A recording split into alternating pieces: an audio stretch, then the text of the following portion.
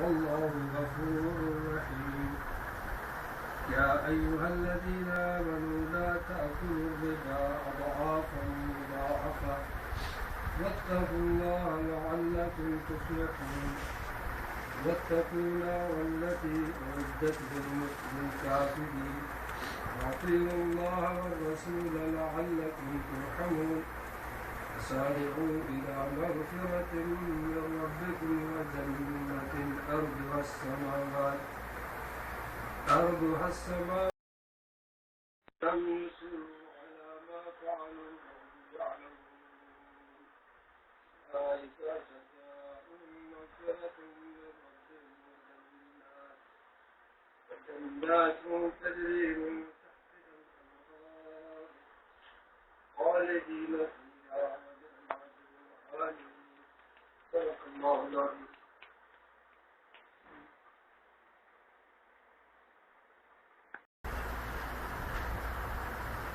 یہ سورت اس کے بارے میں نبی پاک صلی اللہ علیہ وسلم نے فرمایا،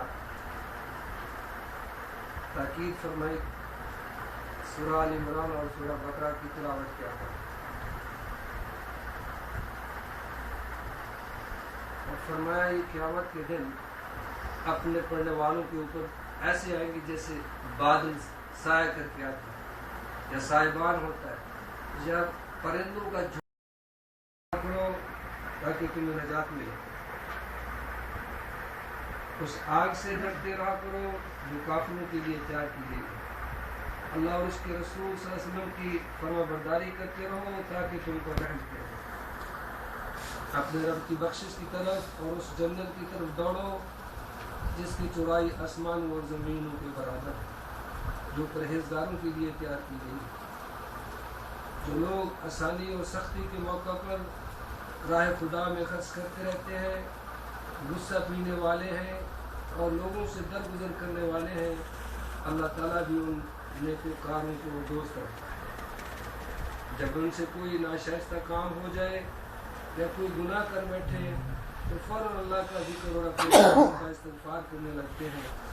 پھر واقع خدا کے سوا اور کوئی گناہوں کو بخش بھی نہیں سکتا، اور وہ لوگ باوجود علم کے کسی برے کام پر اڑ نہیں جاتے. انہیں کا بدلہ ان کے رب کی طرف سے مغفرت ہے اور جنتیں ہیں جن کے نیچے نہر بہتی ہیں جس میں وہ ہمیشہ رہیں گے. ان نیک کاموں کے کرنے والوں کا ثواب بہت ہی اچھا ہے.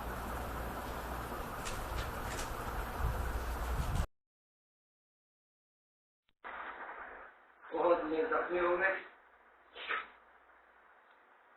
اور آپ کے چہرے میں اندر دھس گیا اور دانت مبارک شہید ہوں گے اور آپ ایک گڑھے میں گر گئے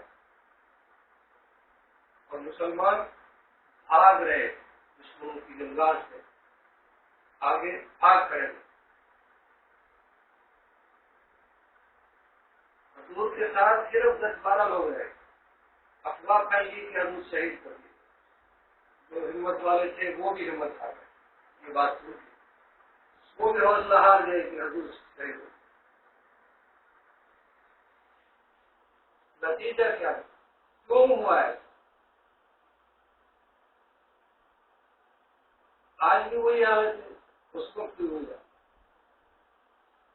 2 باتیں سبب ہوئی. شروع میں 700 مسلمان تھے، 3000 کافر تھے. 1000 اتنے مدینہ پاک سے 1000 تھے. حضور نے مشورہ کیا صحابہ سے کہ کیا ہم ان کا جو مکے سے لشکر آگے ہے کفار کے کہ ہم پر حملہ کرنے والے ہیں، پتہ تو چل جاتا پہلے. آپ نے مشورہ کیا کیا مدینے میں رہ کے ہم ان کا دفاع کریں یا مدینے سے باہر؟ صحابہ نے کہا یا رسول اللہ باہر تو پھر بہت کی طرف ہے وہاں بڑاؤ کیا. کافروں سے مٹھبھیڑ ہوئی. 50 تیر اندازوں کو حضور صلی اللہ علیہ وسلم نے. چھوٹی سی پہاڑی ہے، آپ بھی عہد میں گئے ہوں گے. جب شہدائے عہد کی طرف آپ یوں کر کے کھڑے ہوتے ہیں، جالیوں کو پکڑ کے دعا کرتے وہاں کیا پڑھتے ہیں ان کے لیے، تو آپ کی پیچھے کی طرف ایک پہاڑی ہے جس کا نام جبل رمات. لوگ چڑھے ہوتے ہیں، چھوٹی سی پہاڑی ہے، بڑی نہیں. اس کا نام جبل رمات ہے.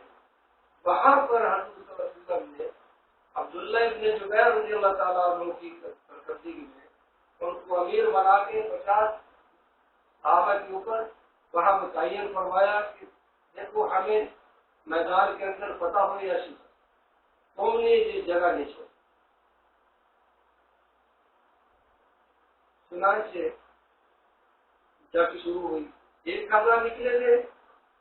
منافق جو تھے 300 سردار ان کا جو عبداللہ ابن ابی جو تھا سلول یہ راستے میں سے 300 اپنے منافقوں کو لے کے واپس تو باقی صرف مسلمان ساتھ ہو 3000 کے مقابلے. لیکن اللہ نے جیسے نصرت بدر میں کی تھی 313 کے مقابلے میں 1000 سے وہاں بھی ان کو کتنا بڑا نقصان ہوا. 70 ان کے لوگ بڑے بڑے جو سیاہ سوار سردار تھے مارے. ابو جہل بھی اس میں مارے. ان کو 2 بچوں نے قتل کیا. عبد الرحمن ابن عوف کہتے ہیں کہ مجھ سے پوچھ رہے معاذ اور معوذ پوچھ رہے ہیں کہ انکل چچا کون ابو جہل کون ہے بتائیں ہمیں اشارہ کریں. کہتے ہیں میں حیران ہوا میں حد دیا کہ یہ چیز کیا کریں گے. تو میں نے اشارہ کیا یونائٹ سے باز کی طرف سے اسی وقت دیکھا ختم کر دیں. وہ بچوں نے 70 لوگ ان کے قتل ہے. اس میں اللہ نے مدد تمہاری بدل میں تمہاری تو یہاں بھی اللہ نے مدد کی لیکن سبب ہوا 2 وجوہات ہوئی جس کی وجہ سے اتنا بڑا نقصان.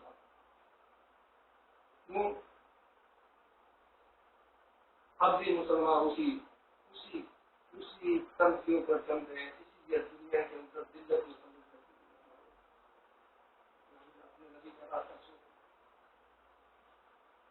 پہلی بات یہ ہوئی کہ اللہ نے جب فتح دے دی وہ بھاگنے لگے. کفار بھاگ کھڑے لگے. اتنے ہونے کے باوجود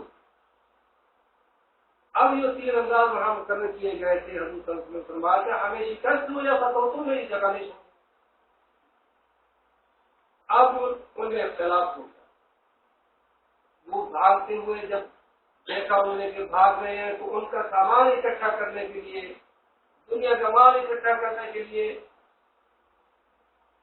تو اختلاف ہو گیا. امیر کہہ رہے ہیں کہ نہیں ہم نے حضور نے یہاں متعین کیا ہے ہمیں نہیں جانا چاہیے اور نہ جائیں. انہوں نے کہا وہ تو اس وقت کی بات تھی کہ جب لڑائی ہو گئی اس وقت کے لیے کہا تھا. اب تو لڑائی ختم ہو گئی ہے. کافر بھاگ گئے ہیں. آپ بے شک بھاگ گئے لیکن ہمیں تو حکم نہیں ہمیں تو وہ کچھ کام میں رہنا چاہیے. انہوں نے کہا نہیں وہ تو اس کی وقت کے لیے تھا چلے گئے. صرف 10 صحابہ ہے. عبداللہ بن زبیر کے ساتھ صرف 10 صحابہ ہیں.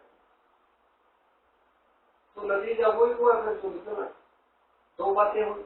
ایک تو نبی کے فرمان کی خلاف ورزی کی حضور کی کتاب سے گردانی کی اپنی طرف تعویل کی اپنی طرف سے اس کا مفہوم نکالا کر اس کا مطلب نکالا کہ حضور کا مطلب تو اس کے لیے تھا جنگ کے وقت کے لیے تھا. اب تو جنگ میں بات ہے.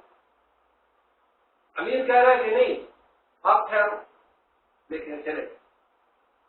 ایک یہ نافرمانی جس کی وجہ سے اور اللہ تعالیٰ نے فرما دیں گے بظاہر نہیں کرو کیونکہ اپنے امیر کی نافرمانی کی وجہ سے تمہیں اللہ نہیں ہوتی جس کی وجہ سے حضور صلی اللہ علیہ وسلم محبت کو پہنچ گئے کہ گر گئے. حذیفہ رضی اللہ عنہ کے جو مولا تھے جو خادم تھے طالب وہ گئے حضور کے پاس جا کے خون صاف کیا اٹھایا. حضور اٹھ نہیں سکتے اتنا خون رہے اتنی کمزوری ہو ذرا بھی پہنے ہوئے تھے. تو انہوں نے اٹھایا. پھر جب پتہ چلا صحابہ کو کہ حضور زندہ ہے تو پھر ابا اولاد سے پھر لوٹے. پھر اللہ نے مدد فرمائی. پھر کافروں کو اب پھر ان کی عقل کے اوپر خدا نے پردہ ڈالا کہ ان کی فتح کی ہوئی وہ شکست میں بدل گئی. پہلے مسلمانوں نے فتح کی اس کو وہ شکست ہو گئی لیکن پھر انہوں نے مسلمانوں پر غلبہ حاصل کر لیا. پھر کیا ہوا یہ اللہ کی قدرت ہے کہ وہ جیت ہوئی بازی ہار کی بات ہے. اگر اس وقت پلٹ آتے تو ختم کر دیتے ان کو لیکن اللہ کی مشیت نہیں تھی. تو 2 باتیں ہوئی جس سبب کی کہ ایک تو دنیا کا لالچ آ گیا ان کے دل کے اندر اور دوسرا جو اپنے پیغمبر کی جو ہے نافرمانی جس کی وجہ سے بھی تمہارا نقصان. تو حضور صلی اللہ علیہ وسلم نے ان کے لیے بد دعا کی کہ یا اللہ فلاں فلاں کا نام بھی لیا آپ نے، تو فرمایا کہ ایسی قوم کیسے فلاں پا سکتی ہے جو اپنے نبی کے ساتھ یہ معاملہ ہے؟ اس کے جواب میں اللہ پاک نے فرمایا لیس لک من الامر شیء، اے پیغمبر تیرے ہاتھ میں نہیں ہے۔ کیا چیز ہاتھ میں نہیں ہے؟ لیس لک من الامر شیء، کوئی کام تیرے ہاتھ میں نہیں۔ اور یتوب علیہم، اللہ ان کو ان کی توبہ قبول فرما دے، اور یعذبہم، یا ان کو عذاب دے، آپ کے اختیار میں اللہ کی مرضی ہے۔ تو یعنی منع کیا گیا اللہ کے رسول کو، اللہ نے اپنے رسول کو اتنی مصیبت آنے کے بعد بھی منع کیا۔ حالانکہ کتنی بات ہے جب ظالم جو ہے وہ اتنا نقصان کرے تو آدمی کہتا ہے کہ اللہ اس کا بھی تم ایسا کرو۔ تو فطری طور پر جب حضور صلی اللہ علیہ وسلم کو زخمی کر دیا گیا تو آپ نے بھی ان کے لیے بد دعا کی، جس کے جواب میں اللہ نے فرمایا کہوں گا تیرے ہاتھ میں کچھ نہیں، تو اگر چاہتا تیرے سے کچھ نہیں ہو سکتا۔ لیس لک من الامر شیء او یتوب علیہم او یعذبہم فانہم ظالمون، وہ ظالم تو ہیں، ان کے ظلم کی وجہ سے اللہ ان کو سزا بھی دے سکتا ہے، لیکن ان کی توبہ بھی قبول کر سکتا ہے۔ تو نتیجہ یہ ہوا بعد میں یہ جو لوگ تھے یہ مسلمان ہو گئے، یہ لوگ مسلمان ہو گئے، اس لیے کوئی پتہ نہیں کہ کون کس وقت مسلمان۔ ایک روایت میں آتا ہے اس کا مفہوم یہ ہے، بات یہ ہے کہ آدمی ساری عمر جو ہے وہ نیک اعمال کرتا رہتا ہے، حتیٰ کہ جنت کے قریب ایک بالش فاصلہ باقی ہے، ایسا کوئی کام کر بیٹھتا ہے وہ جہنم میں چلا جاتا ہے۔ اور پھر ایک آدمی ساری عمر برائیوں میں مبتلا رہتا ہے، معصیت میں رہتا ہے، تو ایسا کوئی کام کر بیٹھتا ہے، آخر میں آ کے ایسا کر اللہ کی رسولی کا کوئی کام کر بیٹھتا ہے اللہ پاک اس کو، اور دو دوست اس کے ایک بالش قریب رہ جاتے تو اللہ اس کو بخش دے۔ اور اس کی مثال دیکھو، ایک آدمی سفر میں تھا، اس کو پیاس لگی ہوئی تھی، آپ نے واقعہ سنا ہوگا، یہ پیاس لگی ہوئی تھی، پانی نہیں تھا، کنواں تھا، ایک کنویں میں اتر کے اس نے پانی پیا، اور جب باہر نکلا تو دیکھا ایک کتا آیا ہوا، کتا پانی تو تھا نہیں، تو کتا بیچے کو زبان لگا کے جاتا، کافر تھا وہ آدمی، کافر۔ اس نے دیکھا کہ یہ اس کو بھی میری جیسی پیاس لگی ہے، میں کے اندر تو اپنے جی جوتا ہوتا ہے، اس کے اندر پانی اس نے بھرا، اپنے منہ میں پکڑ کے تو اوپر آیا اور اس کو پانی پلا دیا۔ اللہ پاک نے اس بات کی اسی طرح ایک عورت نے ایک بلی کو باندھ دیا، جس کو حضور صلی اللہ علیہ وسلم نے فرمایا کہ میں نے دو دن میں دیکھا ہے، اس عورت کو دیکھا ہے بلی اس کو نوچ رہی، اس بلی کو اس نے باندھ دیا اور اس کو کھانے پینے کو کچھ نہ دیا، مر گئی۔ کتنے جانور جو مار دیتے ہیں وہ، لیکن اس نے جس طریقے سے اس کو مارا جہنم میں چل گیا، وہ جہنم میں چل گیا۔ اس لیے ہمیں کہ ساری عمر انسان جو ہے اچھے کام کرتا رہتا ہے، لیکن خدا کی نافرمانی کا کوئی ایسا کام کر رہتا ہے وہ جہنم میں۔ ليس لك من الأمر شيء اور يتوب عليهم ويعذبهم فإنهم ظالمون۔ اس لیے ایک بات اور بھی ثابت ہوتی ہے، عقیدے کی درستی کی بات ثابت ہو رہی ہے۔ تو لوگ کہتے ہیں کہ حضور کے ہاتھ میں ایسا ہے، کچھ مختار کل ہے حضور، ان کو سوچنا چاہیے کہ حضور وہ مختار کل نہیں ہے۔ کیوں؟ حضور تو چاہتے تھے میرا چچا جو ایمان میں ہے، تو پہلے پیدائشی طور پر یقین پیدا ہوئے، کس نے سنبھالا؟ چچا نے سنبھالا، ابو طالب نے سنبھالا، ساری مصیبتیں برداشت کی حضور کے ساتھ۔ ابھیشاپ میں کے اندر 3 سال جو ہے بائیکاٹ کیے رکھا کفار نے، وہ بھی ساتھ رہے، حفاظت میں ایسے کھایا کیا ہوا تھا حضور کو، ورنہ تو مشرکین جو تھے وہ تو کب کے حضور کو ختم کر دیتے، ان کا کھایا تھا وہ حافظ تھے حضور کی کتنی خواہش ہوگی۔ کہ میرا چچا مسلمان ہو جائے. حتیٰ کہ جب موت طاری ہوئی آپ نے اس کے کان کو اس کے قریب کرے کہا اے چچا میرے کان میں پڑھ دوں تاکہ کل تیری میں گواہی دے سکوں اللہ سے.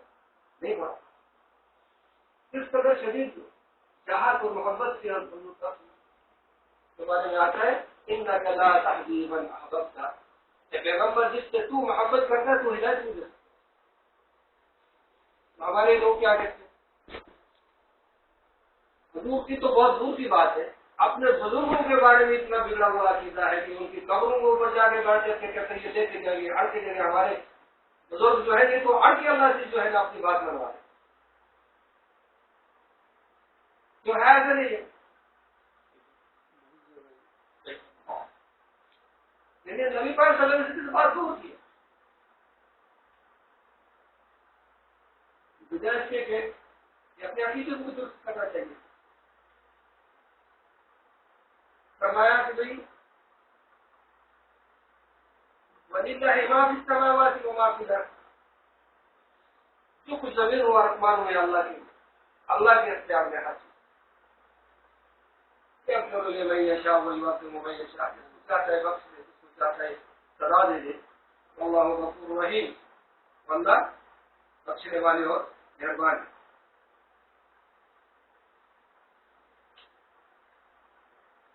یا ایھا الذین آمنوا لا تأکلوا الربا. ایک دم سے یہ آیت آ گئی یہی چاہتے ہیں کرانے کے لیے کہ اے مومنینو اگر تم دنیا کے معاملے میں اسی طرح بڑھتے گئے آگے اور آخرت کی فکر نہ کی تو انجام برائی ہو. یا ایھا الذین آمنوا لا تأکلوا الربا اضعافا مضاعفا. ایمان والو بڑھتا چڑھتا سود مت کھاؤ. بڑھتا چڑھتا سود سے کیا مراد ہے؟ پہلے تو حرام ہے, سود حرام ہے اور نہ صرف حرام ہے بلکہ فرمایا کہ اللہ اور اس کے رسول کے خلاف جنگ ہے. جو شخص سود کا کاروبار کرتا ہے وہ گویا اللہ اور اس کے رسول کے خلاف جنگ کر رہا ہے. اور یہ گناہ کبیرہ جو گناہ ہے ان میں سے ایک گناہ ہے اس کی بھی درجے ہیں. اس کے 36 درجے اور جن میں سے ہلکا درجہ یہ ہے کہ انسان اپنی ماں کے ساتھ زنا کرے. یہ اس کا ہلکا درجہ رسولی کاروبار. یہاں جو فرمایا آپ مضاعفا بڑھتا چڑھتا اضعافا مضاعفا کہ بڑھتا چڑھتا سود نہ لو. اس کا مطلب یہ نہیں ہے کہ سود لو لیکن بڑھتا چڑھتا نہ ہو. سود معاہدہ ہو جاتا ٹھیک ہے سودی کاروبار ہے نا. سود ہوا 100 سود لیتا. اب 6 مہینے پورے ہونے کے بعد مدت پوری ہوگی ٹائم وقت آ گیا اس سے وہ مقروض جو ہے وہ پیسے نہیں دے سکتا. اس نے کہا مجھے اور مہلت دے دو. انہوں نے کہا ٹھیک ہے. پیسے دینے والا کہتا اچھا ٹھیک ہے کتنی مہلت ہے؟ اتنی مہلت 4 مہینے اور دو. اچھا 4 مہینے اور دے دو. ایک تو یہ سود یہ 600 ہو گیا. اس کے اوپر جو ابھی 600 کے اوپر سود لگے گا. اب تم 600 کے اوپر سود دو کیونکہ 5 مہینے کی مدت تھی یا 6 مہینے کی 100 زیادہ دینا تھا اس کے وہ شامل کر کے سود لگے گا. یہ ہے بڑھتا چڑھتا سود کہ سود در سود کہ سود وہ دے نہیں سکا اور مدت بڑھائی اور پیسے بڑھا دیے سود کے اور سود کے اوپر سود کے اوپر سود. تو جیسے میں نے بتایا کہ 36 درجے اور سب سے ہلکا درجہ اپنی ماں کے ساتھ زنا کرنے کا ایسا گناہ کبیرہ میں سے. اللہ ایک اور جگہ میں فرمایا ہے قرآن کے اندر کہ اللہ اور اس کے رسول کے خلاف جنگ ہے. حکم دے رہا اللہ واتقوا اللہ اللہ سے ڈرو چھوڑ دو سودی کاروبار کو لعلکم تفلحون شاید تو تمہیں فلاح پا جائے. اور آگ سے ڈرا رہا ہے اللہ واتقوا النار التي اعدت للكافرین. یہ کام کرنے والے کافروں میں شامل ہیں. اللہ نے وارننگ دیا ان کو کہ اگر یہی کام جاری رکھا تو تمہارا شمار کفر میں ہو جائے گا. ڈرو اس آگ سے جو کافروں کے لیے تیار کی تھی. فاطیعوا اللہ والرسول لعلکم ترحمون. اور اللہ اور اس کے رسول کی اتباع کرو تاکہ تم پر رحم کیا جائے. وسارعوا الى مغفرة من ربكم وجنة ارضها السماوات والارض اعدت للمتقين. انسان دوڑ لگا رہے ہیں. ہر شخص دوڑ لگا رہا ہے اپنے صبح اور شام جو ہے تو دوڑ میں گزر ہے، تفکیر ہے تو دنیا کی ہے، بھاگ دوڑ ہے دنیا کے لیے ہے، منع نہیں ہے، حکم دیا گیا ہے کہ فانتشروا فی الارض وابتغوا من فضل اللہ، پھیل جو زمین میں اللہ کا فضل تلاش کرو، اپنی روزی تلاش کرو، منع نہیں ہے، لیکن ایک دائرے کے اندر رہتے ہوئے، اتباع کرتے ہوئے، اطیعوا اللہ و اطیعوا الرسول کرتے ہوئے، کوئی منع نہیں۔ بڑے بڑے صحابہ جو تھے ان کے پاس بڑا مال تھا، عبدالرحمن ابن عوف رضی اللہ تعالیٰ عنہ بڑے مالدار تھے، عثمان غنی رضی اللہ تعالیٰ عنہ بڑے مالدار تھے۔ دولت کا ہونا منع نہیں ہے، لیکن دولت کا کہ وہ اپنا مقصد زندگی بنا لینا یہ منع ہے۔ دیکھا اس شخص کو، اللہ فرماتے ہیں ارأیت الذی، دیکھا تو نے اس شخص کو جس نے اپنے خواہشات نفس کو اپنا خدا بنا لیا۔ ایسا معاملہ نہ ہو کہ اپنے نفس کی جو خواہشات ہیں ان کو اپنا خدا نہ بنا لیا۔ تو اللہ فرما رہے ہیں دوڑو، اللہ بھی کہہ رہے ہیں دوڑو، کس طرح دوڑو؟ سارعوا الی مغفرۃ من ربکم، کہ اپنے رب کی مغفرت کی طرف دوڑو، وجنت، اور اس جنت کی طرف، ارضها السماوات والارض اعدت للمتقین، جس کی چوڑائی جو ہے آسمان اور زمین کے برابر ہے۔ لمبائی کا نہیں اللہ بتا رہے، صرف چوڑائی کی بات کی، تو لمبائی خود سوچو کہ جس کی چوڑائی اتنی ہے اور لمبائی اس کی کیسے ہوگی۔ سب سے ادنا درجے کا جو جنتی ہوگا، جو آخر میں جنت میں جائے گا، فرمایا کہ 10 گنا بڑا، اس دنیا سے 10 گنے بڑے جنت اس کو دے گا۔ اتنی بڑی جنت، اس کی طرف اللہ ترغیب دے رہے ہیں کہ دوڑو اس جنت کی طرف جس کی چوڑائی جو آسمان اور زمین کے برابر ہے، جو تیار کی گئی ہے متقین کے لیے۔ اور نبی پاک صلی اللہ علیہ وسلم فرماتے ہیں کہ جنت جو ہے، اللہ سے جنت کا سوال جب کرتے تو فردوس برین کا سوال کیا کرو، جنت الفردوس کا سوال کیا کرو، اس لیے یہ سب سے اعلیٰ جنت ہے، ساری نہریں اسی سے جاری ہوتی ہیں، اور اس جنت کی چھت اللہ کا عرش ہے، اللہ کا عرش جنت الفردوس کی چھت ہے۔ فرمایا، حضور فرماتے ہیں کہ جب اللہ سے جنت مانگو تو جنت الفردوس مانگا کرو۔ صفات بیان فرما رہے ہیں اللہ پاک، جنت میں جانے والوں کی صفات فرما رہے ہیں کہ وہ متقین ہیں، تیار کی گئی ہے متقیوں کے لیے۔ متقی کون ہے؟ متقی وہ ہے جو ہر وقت خدا سے ڈرتا ہے، چاہے کوئی دیکھے چاہے نہ دیکھے، خلوت کا معاملہ ہو جلوت کا معاملہ ہو، چاہے کوئی کسی مجلس میں بیٹھا ہے چاہے تنہائی میں، وہ ہر وقت خدا سے، خدا کا خوف ہے، اس کے اندر کوئی غلط کام نہیں کرتا۔ تو بھائی ابن کعب رضی اللہ عنہ سے ایک دفعہ سیدنا عمر رضی اللہ عنہ نے پوچھا، اے بھائی خلیفہ تھے، وہ بھائی ابن کعب سے پوچھ رہے ہیں کہ تقویٰ کیا ہے؟ شروع ابتدائی قرآن کی تقویٰ سے ہوتی ہے، تقوی کے بارے میں پوچھے کیا ہے؟ کہا کہ امیر المومنین، آپ کو کبھی ایسا واسطہ پڑا کہ آپ کسی ایسی پگڈنڈی میں سے گزرے ہو جس کے دونوں طرف جھاڑیاں ہوں، خاردار جھاڑیاں ہوں؟ تو کہا ہے تو کئی دفعہ ایسا گزرا ہوا۔ کہا تو پھر آپ کیسے گزر گئے؟ فرمایا کہ میں اپنے کپڑوں کو سمیٹ کر ایسا کرتا ہوں، کہیں کانٹوں میں نہ الجھ جائے، تو ایسے گزرتا ہوں۔ فرمایا، اے امیر المومنین، یہی تقویٰ ہے کہ اس دنیا کی زندگی میں اپنے آپ کو گناہوں سے، خدا کی نافرمانیوں سے، اللہ کی نافرمانی سے بچاتے ہوئے تو ہے ایسے گزر رہے، یہی تقویٰ ہے، چاہے کوئی دیکھ رہا ہے نہیں دیکھ رہا۔